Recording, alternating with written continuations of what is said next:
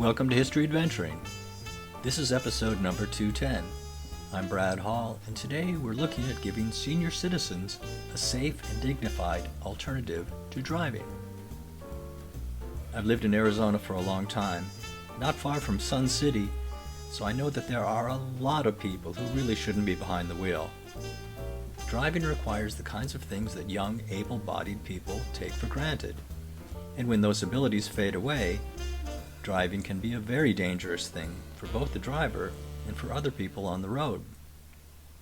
But there really is a reason why so many elderly people continue to drive long after they themselves realize that they're just an accident waiting to happen. There really is no safe and dignified alternative. Well, not yet.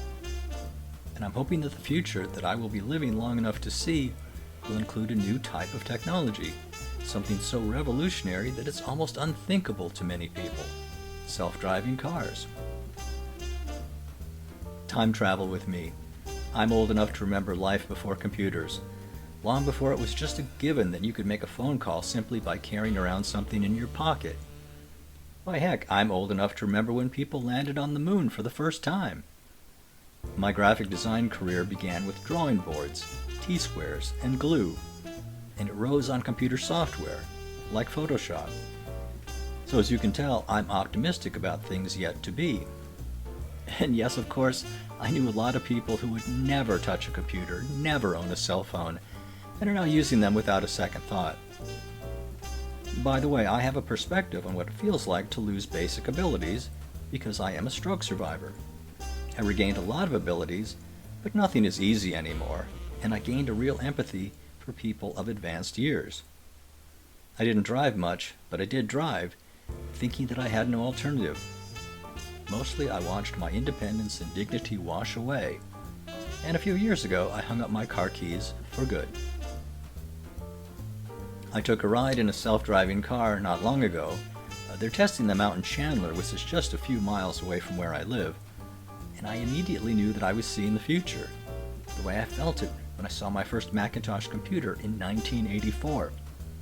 And the more I think about it, the more impatient I become for this to arrive with me and become commonplace. If you see no point to it, I have to admit that I envy you. Yours is a world where you'll always be young and strong. And even if you don't have a car, you could walk to a bus stop or arrange for an Uber without feeling the indignity and the danger of it. You might ask a friend for a ride, and it would just be a temporary thing. I've seen idyllic images of the future with bullet trains or sidewalks with bicycle lanes. These are usually drawings of people sitting at cafes sipping lattes or something. But there are a lot of people who don't fit into that world. They want to go places and do things with safety and dignity, and hopefully I'll be one of those people. See you in the future. This has been History Adventuring. I'll talk to you later.